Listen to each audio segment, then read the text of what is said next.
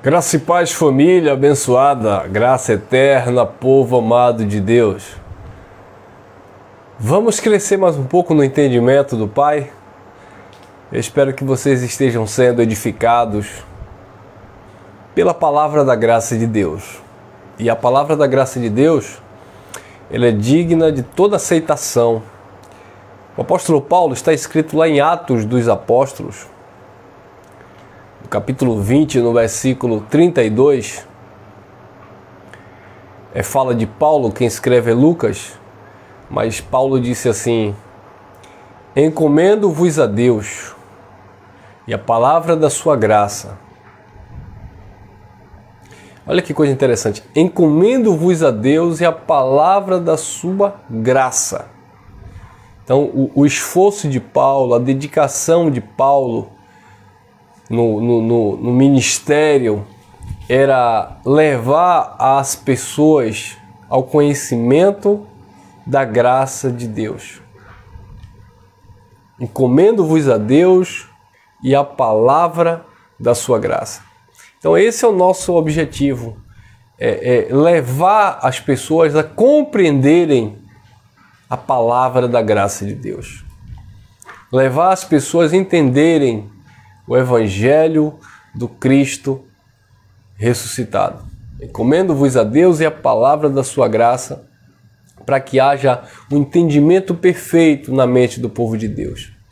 Paulo também fala em Gálatas, capítulo 4, versículo 19, ele falando para aquela igreja que nasceu, que recebeu a palavra da graça, e depois naturalmente começou a se distanciar, decair da graça de Deus, apostatar-se da fé naquilo que Cristo havia executado no Calvário. Aí Paulo disse: eu sinto dores de parto, até que Cristo seja formado em vós. Uma vez que Cristo, mediante esta palavra, é formado na tua mente, na tua consciência, uma vez que verdadeiramente você é liberto pelo conhecimento, e conhecereis a verdade, e a verdade vos libertará. Uma vez que você tem a sua mente lavada com água limpa, coração purificado da má consciência, não tem como você, se arrepender, não tem como você desfazer, não tem como você desprezar tamanha salvação na tua mente mediante este conhecimento. Essa é chamada salvação da alma. Quando você conhece esta palavra e repousa, descansa no eterno, descansa em Deus, entra nesse descanso maravilhoso. E esse é o tema, abençoados, que eu quero falar com vocês. O sangue da aliança eterna, ou o sangue do conserto eterno. Houve um conserto, e esse conserto, essa correção, ela foi para todo sempre. É um conserto eterno. Essa correção foi uma correção eterna. Cristo não foi para a cruz para dar uma melhorada em alguma coisa. Cristo não foi para a cruz para fazer 50% e aí o homem vem com mais 50% e está tudo certo. Não. Cristo, ele foi para a cruz para fazer um conserto eterno mediante o derramamento de sangue. E quando você entende isso, quando você percebe isso, quando você compreende isso, naturalmente há uma libertação na tua mente. Por quê? Porque nós fomos ensinados a pagar o preço, a nos esforçar para não perdermos a salvação. Nós fomos ensinados a sacrificar para agradar a Deus. E eu digo sacrificar nesse sentido de esforço humano, de religiosidade, E isso diante de Deus não tem nenhum tipo de importância. Eu sei que alguns assistem uma mensagem como essa e dizem assim: ah, então você pode viver de qualquer jeito, porque começa a distorcer a nossa fala. Quando você vai falar da graça de Deus, você diz assim: gente, o preço já foi pago. Não há mais dívida a ser paga. Aí as pessoas começam a dizer: ah, então agora, já que o preço foi pago, eu posso roubar, eu posso matar, eu posso adulterar. Olha a mentalidade carnal. As pessoas parecem que não conseguem viver sem um cabresto, sem um controle, sabe? Sem algo para lhe dominar, para lhe manipular. Não consegue viver uma liberdade genuína em Cristo, mediante uma consciência pura, de um entendimento de que o que é certo e o que é errado dentro de cada contexto.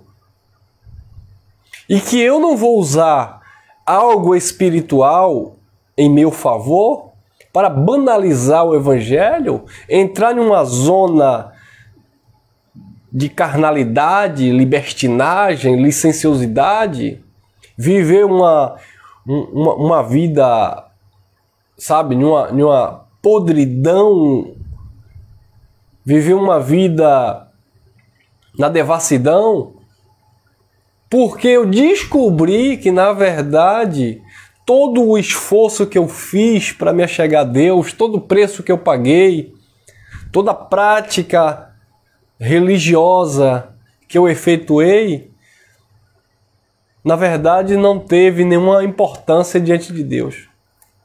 Então muitas pessoas se frustram com isso, porque não querem perder, sabe, essa glória, essa vanglória, não querem perder esse argumento religioso de que eu sou melhor do que você porque você não jejua, eu faço jejum. Você rouba a Deus nos dízimos e nas ofertas, eu não, eu sou dizimista, fiel e ofertante. Só me vem à memória aquele texto do publicano e o fariseu que subiu para orar ao Senhor. O publicano batia no seu peito: eu dou dízimo de tudo que eu possuo. Eu jejuo 2 vezes na semana. Sabe, eu sou crente, eu não sou como esse pecador miserável, eu não sou como os demais homens. Então o religioso ele se apega muito a isso, e por se apegar muito a isso, quando a mensagem da graça chega e revela que na verdade não depende de quem quer, nem de quem corre, mas de quem Deus se compadece e usa de misericórdia, e que nada o homem pode fazer para atribuir ao seu esforço, ao seu mérito, ao seu ego, ao seu orgulho, de que eu estou nessa posição privilegiada com Deus, eu sou salvo, eu estou, sabe, abençoado porque eu pratiquei algo que chamou a atenção de Deus. Ele não consegue largar isso porque ele quer manter isso para o resto da sua vida. Ele quer impressionar os demais com aquilo que ele se dedicou, com aquilo que ele buscou. E quando o conhecimento chega, você começa a entender desse rapaz. Você diz: tudo que eu fiz cooperou. Deus permitiu. Foi uma forma de Deus te atrair até aqui. Sabe? Deus tem os seus propósitos, a sua caminhada, os seus caminhos, que são mais altos do que os nossos caminhos. Então, você foi crescendo, apanhando, você foi sendo manipulado, você foi sendo, muitas vezes, abusado dentro da religiosidade, para que hoje, quando você chegasse a esse entendimento, você pudesse valorizar e não entrar, sabe, em uma zona de conforto em graça e achar que a liberdade que Deus te proporciona é uma porta para você viver uma vida de devassidão, de podridão. E não é. Graça de Deus é uma liberdade que nós temos em Cristo. E não um motivo para que tenhamos oportunidade para viver uma vida desgraçada. Não é isso. Então, a minha vida, o meu entendimento que eu tive durante 18 anos dentro das igrejas evangélicas, cooperou, tá? Deus permitiu. E quando eu digo, algumas pessoas dizem assim, eu não sei como eu fiquei 10, 20, 30 anos lá dentro preso. Não precisa se martirizar, não precisa reclamar. Deus permitiu tudo isso.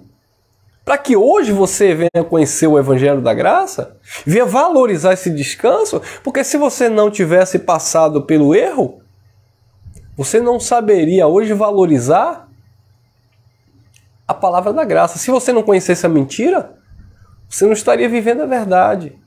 Se você não tivesse sido manipulado pelos homens, se você não tivesse sido escravizado pelo sistema religioso, você hoje não saberia desfrutar, ter o prazer e o privilégio de viver essa liberdade maravilhosa que nós temos em Cristo.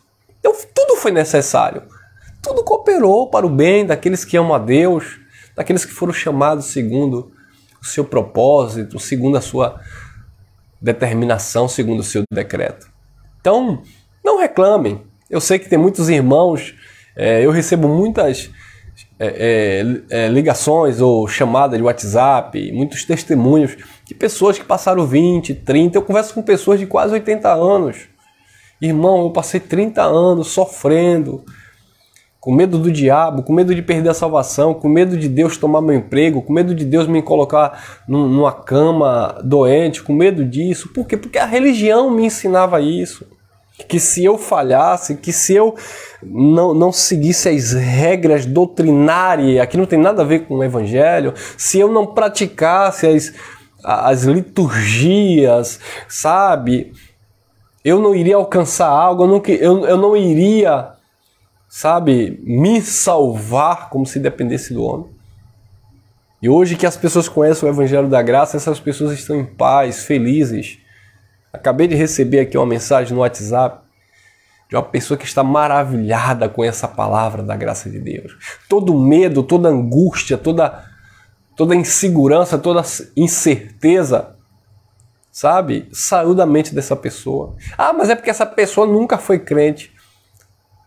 Pessoas que viveram 10, 20, 30, 40 anos dentro de uma igreja, mas só aprenderam que tinha um monte de demônios ao seu redor, só aprenderam que Deus estava com um chicote estralando nas costas se a pessoa não fizesse aquilo que o pastor disse, que Deus disse que era para fazer.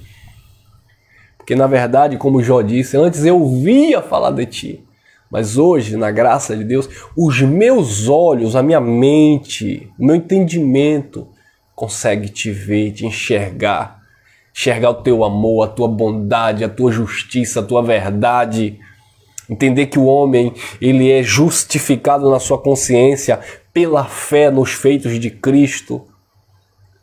E que eu vou crescendo de glória em glória, de fé em fé, sendo transformado. Com esse entendimento que vai lavando e purificando a minha mente. Tirando tudo aquilo que me contaminou, tudo aquilo que embotou, cauterizou a minha consciência. Hoje eu consigo andar com as minhas próprias pernas, sendo conduzido pelo Espírito, sem medo, sabe? Por quê? Porque de fato houve um conserto no sangue de Cristo. Houve de fato uma reforma. A reforma não foi com Lutero. A reforma não é o protestantismo, a reforma não é um pensamento teológico, não, a reforma na verdade, e a única, houve no Calvário um conserto. A lei, ela não era perfeita, ela não aperfeiçoava, ela dava força ao pecado. Foi necessário remover o primeiro pacto para estabelecer o segundo no sangue de Cristo. E é neste segundo e na plenitude de todas as coisas que nos encontramos abençoados. Os espíritos dos santos justos sempre esteve no Pai, com o Pai. A nossa alma, a nossa mente é salva e hoje desfruta desse descanso mediante este conhecimento. A nossa mente foi restaurada. Sabe? Houve uma ressurreição. Fomos arrebatados, a palavra arrebatamento do grego harpazo, tomado à distância, tomado para si. Fomos tomados para Deus, pertencemos a Ele, somos deles e estamos seguros nele. É necessário compreender essas coisas. Olha lá, carta aos Hebreus, capítulo 13, versículo 20 e 21. Diz assim: ora, o Deus de paz. Só aqui já destrona, sabe, todo conceito religioso onde as pessoas não conseguem ter paz.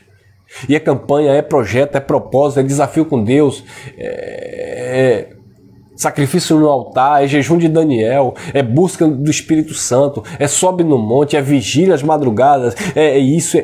Cadê a paz?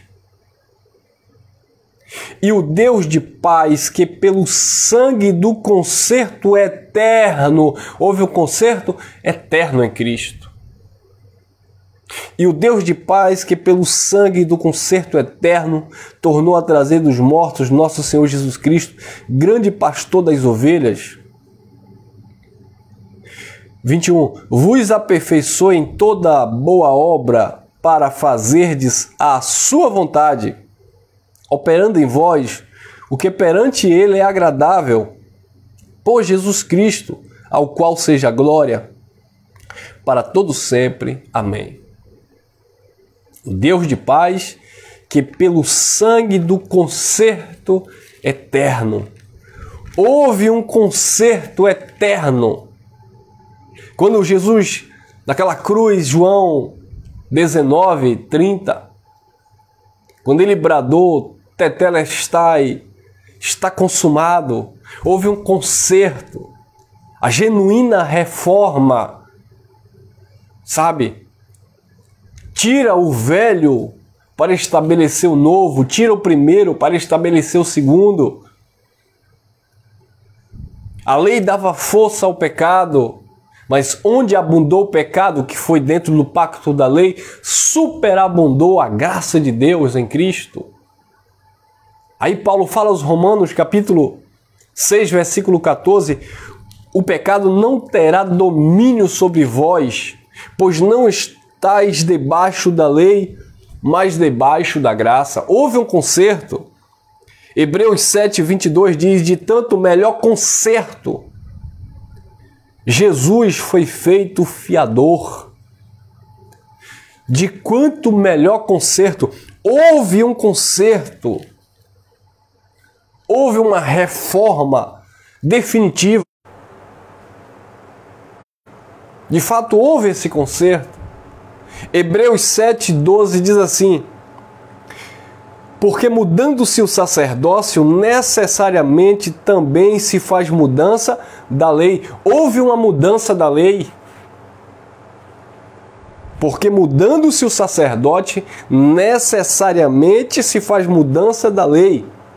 Saiu o sacerdócio levítico da lei de Moisés e entrou o sacerdócio eterno, segundo a ordem de Melquisedeque, por Cristo Jesus. Mudou o sacerdote, também mudou a lei.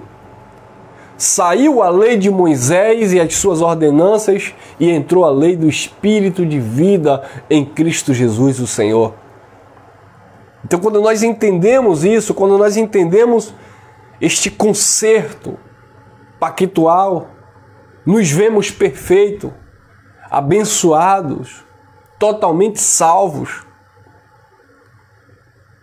Era disso que Nicodemos precisava. Necessário nascer de novo da água e do Espírito. Não era batizar Nicodemos nas águas, não. Era Nicodemos ter essa concepção, essa percepção, essa renovação na mente, essa mudança geográfica, não fisicamente, mas pactualmente falando. Quando Paulo diz aos Colossenses, capítulo 1, no versículo 13, Paulo diz: o qual nos tirou do império das trevas, da escuridão, do engano, do legalismo e nos transportou para o reino do seu amor. Quando Pedro diz, fomos tirados das trevas, da escuridão, do ministério de condenação e morte, fomos tirados das trevas para a sua maravilhosa luz. E é nessa maravilhosa luz em que nós nos encontramos. Porque houve um conserto eterno no sangue de Cristo. Sangue este que remiu, resgatou os judeus, lavou os judeus, perdoou os judeus e aproximou os gentios, aproximou aqueles que estavam distantes de Deus no entendimento, aqueles que eram inimigos pelo conhecimento. E só a graça de Deus, só a revelação deste evangelho tem este poder para trazer essas verdades na nossa consciência. Então, queridos, quando nós compreendemos estas coisas, quando nós entendemos estas coisas, definitivamente nós desfrutamos desse descanso, porque pegamos esta palavra e misturamos por fé, com fé. Olha lá, Hebreus 4:1. Temamos, pois, que porventura deixada a promessa de entrar no seu descanso, pareça que alguns de vós tenha ficado para trás, porque também a nós foram pregadas as boas novas como a eles. Mas a palavra da pregação nada lhes aproveitou, porquanto não estava misturada com a fé naqueles que a ouviram. Então o problema é que as pessoas dizem que tem fé em um copo com água, tem fé em uma oração forte do pastor, tem fé no óleo ungido que foi derramado na cabeça, tem fé em uma campanha, tem fé em um desafio, tem fé em coisas que os homens promovem, mas não consegue ter fé nos feitos de Cristo. A minha fé, o justo viverá da fé, a nossa fé tem que estar fundamentada no Evangelho. A fé, a nossa fé, não é naquilo que a religião exige de nós, mesmo usando fragmentos ou textos bíblicos fora do seu sentido original, fora do seu contexto. A nossa fé é algo racional e perfeito naquilo que o perfeito realizou. Algumas pessoas não entendendo, não compreendendo o teor, o conteúdo, a profundidade desta mensagem, dizem que nós perdemos a fé porque nós fazíamos jejum, nós fazíamos voto com Deus e hoje a gente perdeu a fé. Não, pelo contrário, a nossa fé foi restaurada. O apóstolo Paulo disse que a fé ela vem pelo ouvir a palavra de Deus. Quando você começa a ouvir a palavra de Deus, você consegue entender as coisas de Deus. O conceito de comer da carne e beber do sangue de Jesus não é aquele conceito legalista religioso que nós aprendemos, onde você em 30 dias, ou dependendo da denominação, de ano em ano, come um pedacinho de pão e toma um copinho de suco e diz, que comunhão maravilhosa que eu tenho com Deus e com a igreja. E não é isso, abençoado. A minha comunhão com Deus tem que ser uma comunhão no entendimento de que Ele está comigo, Ele está em mim pelo Espírito. Aquele que se uniu ao Senhor se tornou um só Espírito com Ele. A minha comunhão com Deus e a minha comunhão com a igreja é entender que, embora sejamos diferentes, somos membros diferentes, mas pertencemos ao mesmo corpo, e eu daqui e você daí. A nossa comunhão ela vai além de algo tangível, palpável, porque eu abraço alguém. Ela está em uma consciência de que nós somos a família da fé. Isso é uma comunhão porque ela vem do Espírito. A nossa comunhão com Deus ela não está baseada em um momento que eu deixei de comer. A minha comunhão com Deus ela não pode estar fundamentada apenas no sentido de que eu entrei, fechei o meu quarto e vou fazer uma oração ao Pai. Ela precisa estar sendo exercitada na minha consciência em todo o tempo, independentemente do ambiente que eu esteja, com quem eu esteja, mas é a consciência pura de que Deus está comigo e que eu presto um culto racional ao Eterno em todo o tempo. É o orar que Paulo falava sem cessar. Isso é uma comunhão com Deus, que não depende de elemento, de liturgia e misticismo. Não. O sangue do concerto eterno, que nos fez estar perfeito naquele que é eterno. Amém? Guarde essa reflexão no teu coração. Eu espero que você tenha sido edificado. Graça e paz e graça eterna. E que nós venhamos viver a alegria, né, em todo o tempo, de desfrutar deste conhecimento, dessa liberdade com consciência. Não usando dessa liberdade para dar ocasião à carne, mas sendo de fato luz para aqueles que ainda se encontram em trevas, transmitindo essas verdades de Deus com amor do Pai, para que haja olhos iluminados, para que haja restauração e salvação na mente do povo de Deus que muitas vezes se encontram aí cansados, oprimidos e sobrecarregados. Mas quando aprendem, não do irmão Elcio, mas quando aprendem dele, quando aprendem de fato do Eterno, entra nesse descanso e recebe o alívio, né, nas suas almas. Vamos que vamos. Até o próximo encontro.